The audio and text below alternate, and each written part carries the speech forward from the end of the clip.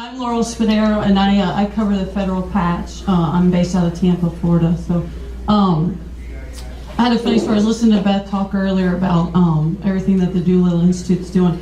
My nephew was in high school, and I was a sysadmin at Cape Canaveral doing the rocket stuff. And I thought, hey, come and do that. Bring your kid to work day. So I brought him with me to work. And nothing real exciting in sysadmin, as you all know, but hey, I'll take him to where they're doing drafting, modeling the rockets and all that stuff. So I took him in there, and he was just blown away, and that's what he does today. He's in his 30s, and so I thought that was really exciting. I'm really excited for what the Doolittle Institute's doing here, so it's great stuff. Anyway, so let's move on. Who's heard of virtualization? Everyone, it's never going to take, the government's never going to do it. We can't trust it, right? Here we are, right? So exciting. So I'm going to talk a little bit about the end user. You all are familiar with the infrastructure side of it. We're going to go beyond that, look at the end devices. So we're looking at not just your laptops, your desktops, but any device that you're using to come in and get to your data and applications. This is with the Horizon 6 portfolio. We're going to go over, looking at hosted apps, virtual SANs, the workspace, how you get to those applications, and a little bit about the management side of that as well. How customers are using our products, and then accelerating this. So everyone's familiar with the client-server model. You sit at your desk, you have a workstation at your desk, and you get to your data. Let's move beyond that. I'm on the road a lot, I'm traveling. I need to get to that application or that document. I need to use whatever. I need to have my phone back there. I need to have my laptop. I need to have my iPad as well. And in the government side of it, it might be bring your own government device. Still, you need to have access to that data. You're not just sitting at your desk getting to it. So we've moved more to a mobile cloud era. And VMware is enabling that mobile cloud era, not just from the infrastructure side with the data centers. You're familiar with our vSphere platform or infrastructure virtualization. We're also in the hybrid cloud computing. So if you need to build out your infrastructure without adding your capacity, we actually have the hybrid cloud. And we'll talk about that this afternoon if you're here. Management automation around that. And all that is part of the software-defined data center. So we're virtualizing your infrastructure, your CPU, we're virtualizing your network, as well as your storage. Now what I'm going to focus on this morning, though, is on the end user computing piece of it. So getting access to that data and those applications from your device. So the vision of that is really to provide the secure virtual workspace quickly. Users don't care what your issues are in IT. They need access to those apps. They need access to that data, and they need it wherever they are. And that's what we're going to talk about. So in the play today, VMware is uniquely positioned to deliver on this vision. We're in the desktop side as well as social and identity. And with the acquisition of AirWatch, we're really a huge player in the mobility devices. So now we're able to manage those devices with AirWatch. So if you want more on that, I can get you more info on that. I'm not going to focus on that, though. I'm going to focus on the desktop and workspace services. So you need to be able to be low cost, they need to be flexible and agile, and the user needs to have a consistent experience. So they need to go from their laptop to their iPad, and it needs to be the same experience across that. They don't have to relearn what they need to do. And so we're doing that with our virtual desktops and apps. So we are able to present a whole desktop to a user, or actually just the applications. And it's a consistent experience for that. I'm going to move on. So here's the architecture of our Horizon 6 product. This is nothing new. If you guys are familiar with this, this is how we've done it along. What we're adding here is the remote, the RD session host. So now you have the ability, and I'll talk about this in a little bit as well, to present remote desktop out to your device. And we'll also support for Windows 2012 as infrastructure servers. This is being announced in the latest. So we're delivering remote desktops and applications, so we can do RDS hosted applications as well as a whole RDS whole desktop, as well as what you're familiar with, virtual desktops, and then also package thin apps out to Windows devices. And all that's on a single secure platform. We're also enhancing this experience with the Blast, so you can do multimedia and Blast, as well as Blast Utility Touch, all this to help enhance that experience on the mobile device. And then the management of it. So you're using a consistent way to manage that from the data center all the way to the devices, allow you to do capacity planning, and I'll talk a little bit more of that later. Automation is in this as well as self-service workflows. So you're able to do vCloud orchestration to do self-service and provisioning and set up workflows on that.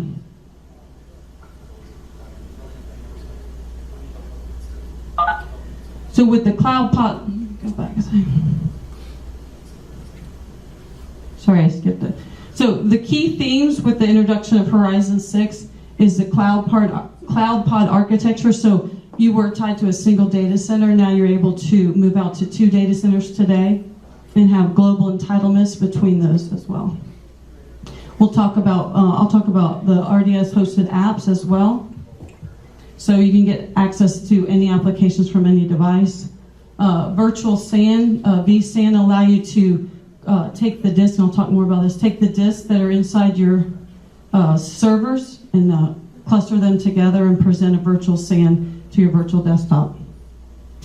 Workspace is nothing new, but it's enhanced now, and I'll give you some more info on that.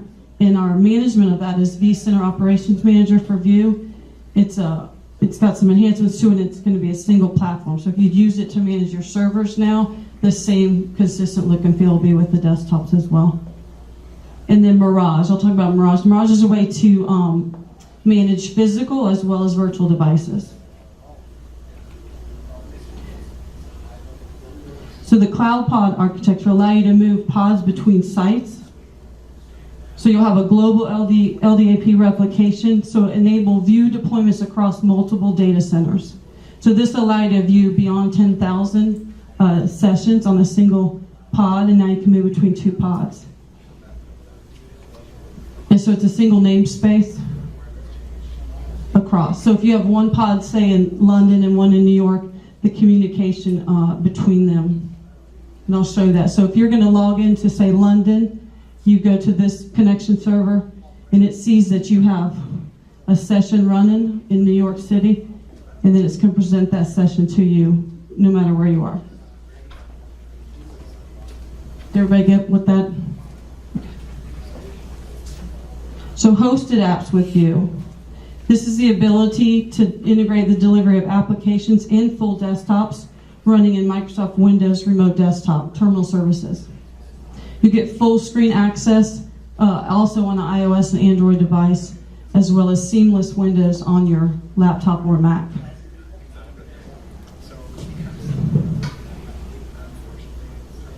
So here's the view. At the top, you'll see what it looks like from a Mac, and then also at the bottom from a Windows. So it looks just like an application that you launch from your desktop. It's going to be a seamless look and feel. You'll be able to do cut and paste between windows as well. Shortcuts, app launcher. So really, it's a centralized application deployment for you.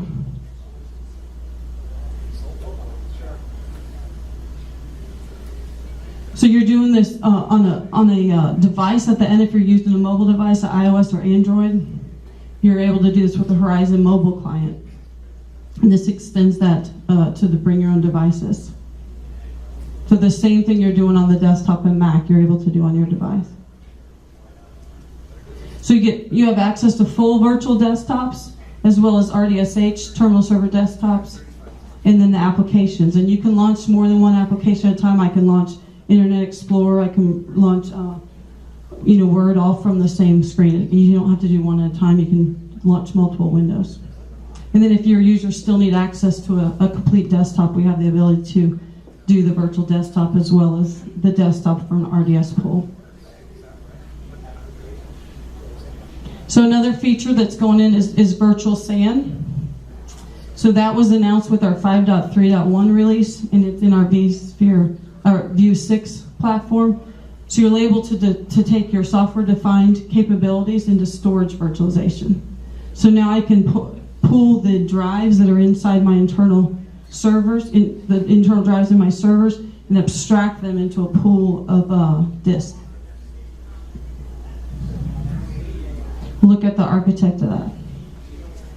So each ESX host contributes a flash drive, an SSD, and a hard disk drive.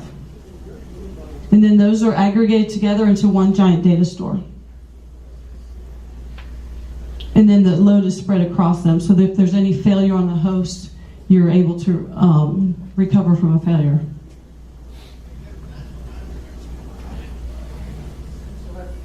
There are some minimums. You have to have at least 3 hosts minimum, and then the maximum is 32 today. So you're looking at about 100 VMs per host. There's no host limit, but with testing that we've done, it's come out to about 100 VMs per host.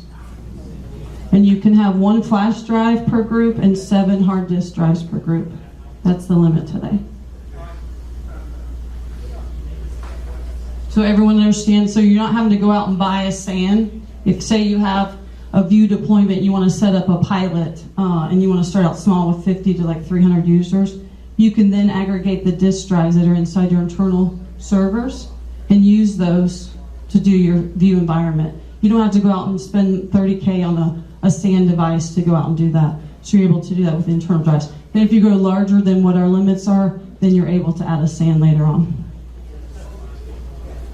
So workspace. So this is the ability to have one login, one experience on any device. So you're on a Mac here. I have access. I use this every day. We actually at VMware, drink our own Kool-Aid. So this is what I see every day when I log in. I have access to my sales tools that I need. I have access to the different, my expense reporting system, which is really important to me, right? And then I have the same experience whether I'm on my laptop, whether I'm on my tablet, whether I'm on my PC. So I can demo this later. If you guys want, I can bring my laptop up and show it. I have the ability to do that. But it's a unique, the same experience. I'm not having to go and relearn, where are all my tools, where is everything I need access to? It's all right there for me. So if I need to launch Excel, launch it right from the workspace. You're able to do custom branding, so you could put logos on every page. You can do unique for your command. You also have the ability, so I can go out and add what applications I think I need, and there's an approval process as well if it needs approval to wait to see if you have access to that. So this is a catalog of applications that I have access to on a day-to-day. So you have the ability to put virtual desktops in here as well. We've always done this. I have the Horizon hosted apps here. We could put packaged thin apps here as well, which is Windows applications packaged. Office 365, the ability to do that today. And also, we have the ability, if you're using Citrix XenApp, you can actually launch Citrix XenApp from here as well. This is extremely important because there are a bunch of agencies that still use Windows XP. And now, the support for Windows XP is gone, right? So you have all of these agencies that are trying to figure out what are we going to do. You have these legacy apps that won't run on this new platform. How on earth are we going to be able to do that? Do we just have to create a whole new application? It's the budgets that are going up because of this are huge. Instead, you can create a thin app running still that same Windows environment as an icon and make it available out to any device. So you could be sitting on a Mac, you could be sitting on a Windows 8 PC, you could be sitting on a tablet or anything like that. So there are answers to a lot of this chaos that's being driven by this product. Yeah, and you can limit who has access to it as well. Yeah, you're right.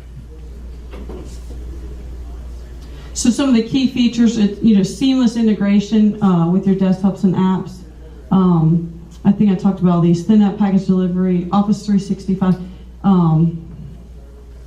So for hosted apps, you're logging into your workspace and you're single signing on, and you're able to access applications that are hosted through the workspace across your devices. XenApp and Workspace, so it requires Citrix Receiver to be installed on the client device, but you can have access to XenApp applications as well. You can launch them from Workspace. Then apps we talked about. Here's Microsoft Office 365. So single sign-on from Office from your workspace will give you straight into Office 365, SharePoint, Outlook, all those web applications.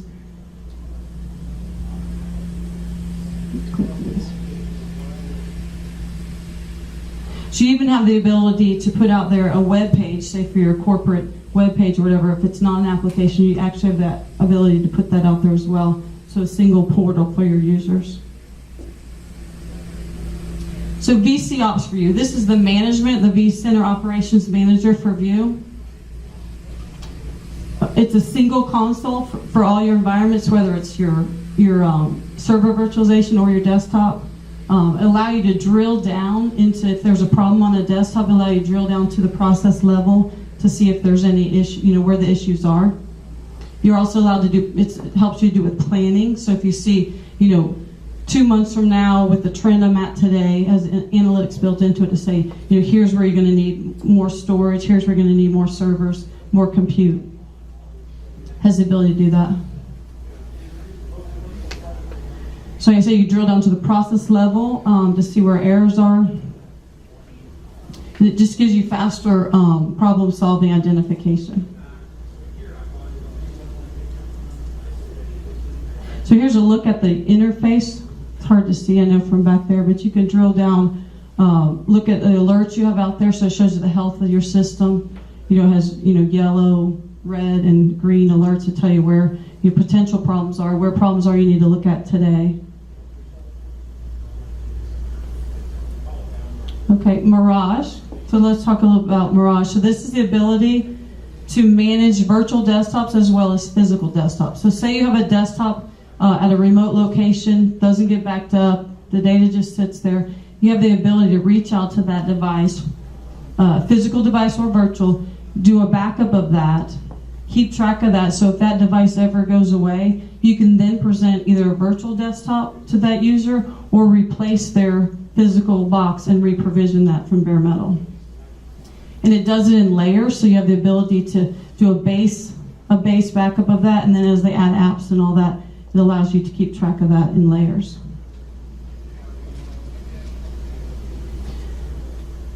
So you can do, you can also, it's great for, so allow you to migrate. So you have a bunch of Windows 7 desktops sitting out there. Now it'll allow you to take those and migrate them to Windows 8 and have a failback scenario if you need it as well. So physical and virtual device out there, it helps, speed up, does take dozens and hundreds of devices and update them quickly and be able to revert back. It also lets you do Windows 8.1 images with base layers, and then you're able to take that endpoint and make changes to it without disrupting the users and what they've put on top of it. So how many times you're sitting on your desktop and you always get that wonderful message, Windows has to restart because it just installed a bunch of updates, right? With View, with what companies are doing now, Citigroup has 30,000 virtualized desktops. Okay, so in the middle of the night, they upgrade, patch one image, and then they start throwing it out at about 2 o'clock in the morning. And 30,000 new desktops are created every day. So if they have the most current image, no one ever sees it, and they get an upgraded, completely usable desktop as soon as they show up ready for work. Yes. Do you have any uptime statistics you could share between the platforms, Windows and Linux? I know, I can get you some info though. Yep. Specifically in patch management?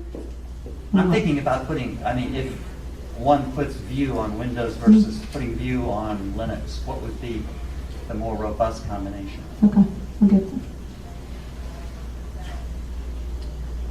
Yeah, we can definitely get you that information, absolutely. Yeah. So this is a great way to manage branch offices, or you have a little office sitting out there. You don't want to put a whole backup infrastructure out there. You're able to bring that image back and centrally manage it and take care of it from a corporate site.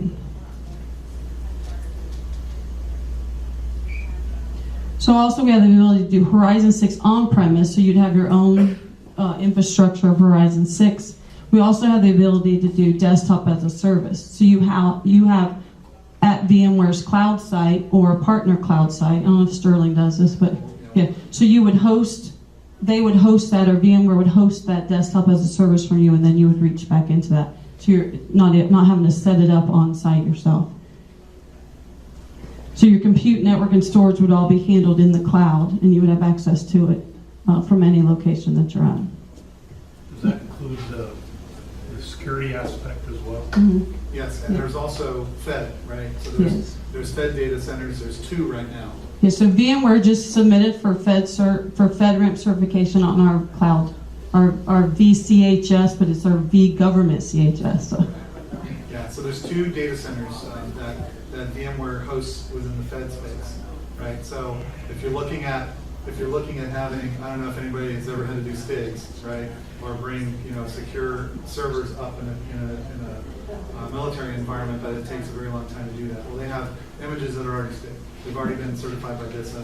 You just bring, you say I need this many, servers or this many, desktop environments, and you just subscribe to it, and it's done. They can provision a server with 16 cores, 72 drives, with much memory, running whatever operating system you want, and probably have it ready in about 4 hours. Ask any systems administrator how long it would take for them to provision something like that, and be safe. So huge possibilities for people, especially if you're involved in like an exercise environment where those systems are going to go away. You only need them for a set period of time.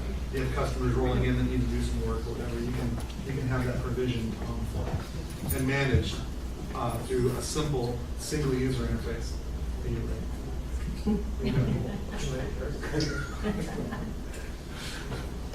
So if you need to build out for disaster recovery, I'll talk about this afternoon, but if you don't want to have to build it and your own infrastructure, brick and mortar, do that, we have the cloud available for that. So it lowers your TCO, streamline setup. Let's go through this quick. Sorry. Little things like that.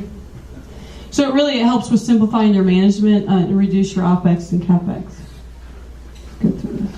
So what the ultimate goal is to get your per seat count down to the lowest available. So we're looking at right here, VMware View here with Horizon 6. So really your per seat count, talking about labor and your software and hardware accounts compared to your physical laptop. Is that dynamic that you make it available as it's needed? I mean, you're saying you need so much computing power to service that application, but let's say something happens and I need more. Can you add it immediately? The computing power. So you can, yes, and with the cloud to build out onto our cloud, yes, that's available. Just like on the Amazon Web Services, if you need to build out on that, we'll do the same. I know one of the things that Okaloosa County schools has is they have these testing for the FCAT. And they got all these darn old laptops that they bring in for that. You could spin those up just like that, Yep. right? Yep, spin them up and bring them back down as you need them, correct? Yeah. So this is an example of a customer that was able to go to the desktop as a service hosted and their savings. So here's the addition. So if you're familiar with Horizon View, you're looking at the standard now. That gives you the desktop, vSphere, vCenter, and ThinApp package apps. And as you move more to the advanced, it adds the workspace and the vSAN, as well as the Mirage Image Management. And at the top of that is Horizon Enterprise, which includes the management pieces. So vCenter Ops for View and the vCenter Orchestrator plugin, which is for your workflows.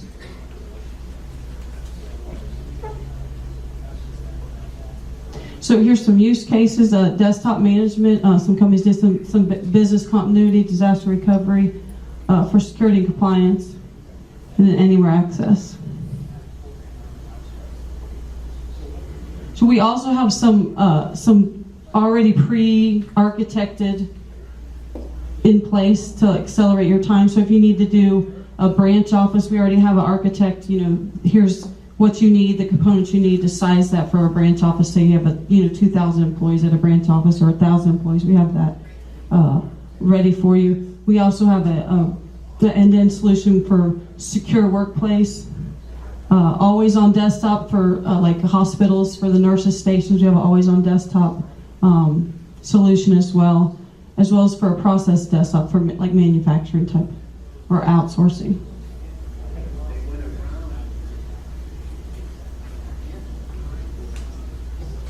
We have advisors available to come out and help look at your environment, help you plan for how you would set up a virtual desktop infrastructure or the whole gamut of it. We have consultants that come out, and then after the fact, we have TAMs that'll come out as well and sit down with you and work with your system as well as education and certification training. Here's some partners in our ecosystem that are using Horizon 6 today. Thanks.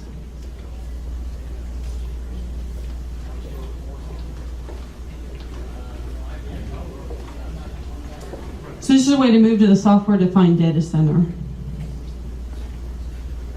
Are there any questions?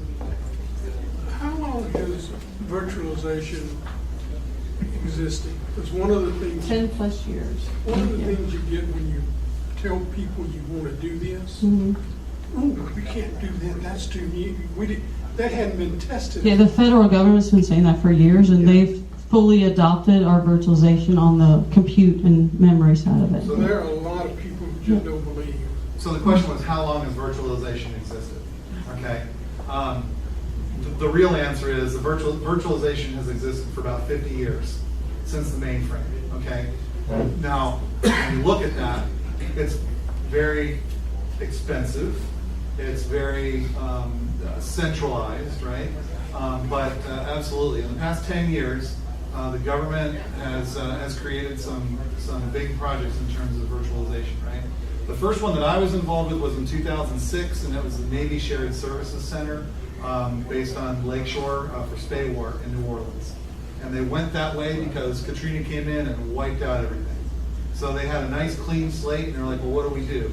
Well, we need to be able to move the paycheck processing systems, the personnel systems, Navy Knowledge Online portals, all these things that were running down the 9th District, right, to some place, and we need to do it quickly. Before, it was all tapes, going to Iron Mountain, and then, we had a failure, go get the tapes and bring them back, and it took days, if not weeks, to be able to restore.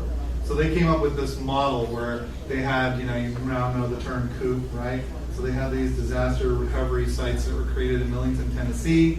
That was a wonderful plan until they realized that was tornado and earthquake ridden. So then they went, well, okay, we might need another alternative COOP site, right? So that was Spadaro in Coronado over in San Diego. So they needed the ability to be able to take all of these extremely important sites and move them in a very quick turn, right? So through the use of VMware's vMotion technology, they were able to go, okay, we have a hurricane coming into New Orleans or something taking place. It was a drag and drop. It's like, okay, we need to move maybe Knowledge Online to Coronado. We need to move the NSIP's processing up to Millington, Tennessee. And that was it. That was all, and there was no downtime. The people who were using it didn't experience any difference because this was all being done automatically based on shared storage through at that time it was EMC, Symmetrics storage area networks, right? And it was all done through drag and drop, all in the background, right? And this is 2006. We're in 2014 right now. Okay, so the use of the technology has improved. I don't know if you've looked at the vSAN technology. We didn't probably go into huge detail, but vSAN technology. Walk into a data center that exists right now on any military installation, and you will see servers that have half-terabyte drives spinning at 10,000, 15,000 RPMs, that maybe 40 of it is actually being used. Day to day, terabytes of data sitting in these racks, completely free. Okay, add up that amount of data, and then call NetApp, call EMC. EMC, call any of these companies and say, yeah, I need 60 terabytes of SAN storage. How much is that going to cost me? Well, after you fall over from, $350,000 to $500,000 to whatever that they're quoting you, now take into consideration that you can have the same identical type of thing without changing your infrastructure using vSAN. Yeah, and it's Oh, included with the mid Yeah, level. So, and yeah. it's included. And oh, by the way, you're in control of it all. And by the way, it won't cost you to purchase additional drives, right? You can make that storage available to your virtualized environments right then and there. If you're concerned about the security aspect of it, I mean, this is way more secure because now your data's in the data center. Yeah. I'm just saying that the Yeah. problem that you're gonna have is convincing the user that this is technology that he can rely on. Oh, yeah. He's still worried about, We he's ha- got the cloud that he's gotta connect to. yeah. And he's still worried about, Yeah. does Well, you is can do that this being on premise secure? too. You can Yeah. do this on premise too. We can Yeah, do that. at Lockheed, we do it all. We've done it all on premise. I'm a supporter, Yeah. I believe in So, it. You drank the Kool-Aid. But now your data is sitting on at the data center. It's not sitting on the end device. You That's know, right, and CENTCOM had a device walk out the door of their SCIF, and there went their data. Right? This was years ago. You know, today it's sitting on their servers. They have 20,000 desktops, virtual desktops running. But the fact that it's not sitting right there where they control it is a problem for a lot of them. and there will always be that. There's always going to be that, especially from a systems administrative standpoint. You talk to any sysad, and they're always like, "These are my boxes, right? This is my network. This is all that." And you start talking about virtualized networks, where you got to go in, and all of a sudden your network switch budget has come out, and oh, by the way, yeah, those Catalyst switches that you're currently running, those are obsolete. You need to now, upgrade. Oh, your routers, yeah, we're going to put you into a Nexus, something like that at a couple $100,000, and you're going to require all this new training. Well, software-defined data center, it's all software. It's all done, right? The biggest issue that people are running into right now in DoD and in corporate America is how many management consoles administrators have to deal with. Within Cisco, there's 35 management consoles, right? Each router, switch, whatever, has their own version. You still got to upgrade them. There's firmware. There's all sorts of stuff that you got to do. And then on top of that, you have management consoles to manage your management consoles. You also have that with your servers. HP with their ILO. There's 3 different versions floating around with ILO, with their integrated lights out management. Same thing goes with Sun. Everybody has that problem, right? Software-defined data center takes control of all of that and says, okay, here's your entire picture. Well, abstracts it, right? Yeah, abstract, right? Gets it out and says, I need to provision storage, right? I don't know if you've ever had to deal with EMC, but to be able to provision storage or define storage within an array requires what's called a bin file. And whenever you do bin file changes, last time I checked, it's about $30,000 to be able to do a bin file change on an EMC array. You can't do it yourself. So as you start looking at this stuff and realizing that it still is your data, it still is your box, it still is your secure level, but what they have done is they've made it into a form of manageability that doesn't require the minutia of carrying fees. And that's where the big savings comes into play. What I run into all the time as an enterprise architect, especially when we talk about desktops, is people can go and they can purchase a desktop for $279 at Dell.com, right? They see that as, well, that's going to be my cost. What they don't see in terms of their cost is, well, now it's got to be installed. Now it's got to be managed. We have to handle the Windows licensing. We got to patch it. We still have this end device sitting on our desktop, and we still have to have desktop support in order to be able to do that. So as the CIOs see it, and they go, well, okay, so my actual cost to operate a desktop instead of being $279 is $1,650 per, right, for a year worth of this. You go in and roll into a VDI aspect, and you still are going to have some heavy costs involved in that, right? The initial uptick on creating a VDI infrastructure is great. It's a big investment. But I will tell you this, 2 years later, 3 years later, 5 years later, 6, 7, 8, 9, whatever, that infrastructure still stands. You're not in this constant year after year refresh of the same hardware, refresh of the same patching, refresh of all this stuff that takes place. That's where you start recouping your investment. The ability to be able to have people that have a Macintosh and run whatever apps. You don't care anymore. It doesn't matter anymore what device you have.